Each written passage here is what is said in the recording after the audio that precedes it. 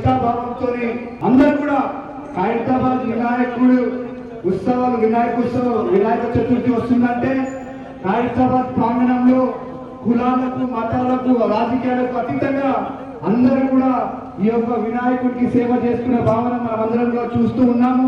మన ప్రియతమ ముఖ్యమంత్రి రేవంత్ రెడ్డి గారు హైదరాబాద్ వినాయకుడిని ప్రతి సంవత్సరం కూడా దర్శనం చేసుకున్న విషయం అందరికీ తెలుసు.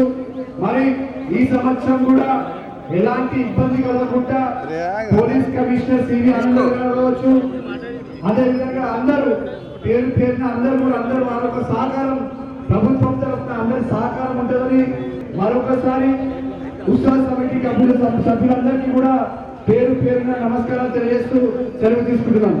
ఈ రోజు ఏదైతే వాళ్ళు చెప్పినో మతాలకు అతీతంగా మరియు పార్టీల అతీతంగా ఈ రోజు ఈ వినాయకుడు 70 years బ్యాక్ నుంచి శంకరయ్య గారు ఏదైతే స్టార్ట్ చేశారో ఇది 71 years ఈ సంవత్సరము.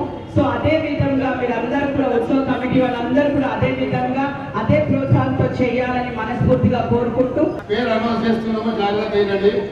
శ్రీ విశ్వ శాంతి మహాశక్తి గణపతి, శ్రీ విశ్వ శాంతి మహాశక్తి గణపతి.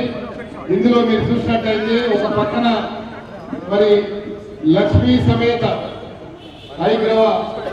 హైగ్రీవ స్వామి ఉన్నారు, ఇంకో పక్కన పూరి జగన్నాథ స్వామి ఉన్నారు, అదేవిధంగా లలిత త్రిపుర సుందరి మహాదేవి ఉంది. మా ఖైరతాబాద్ లో వెలిసినటువంటి గజ్జలమ్మ దేవాలయం తల్లి ఉన్నది.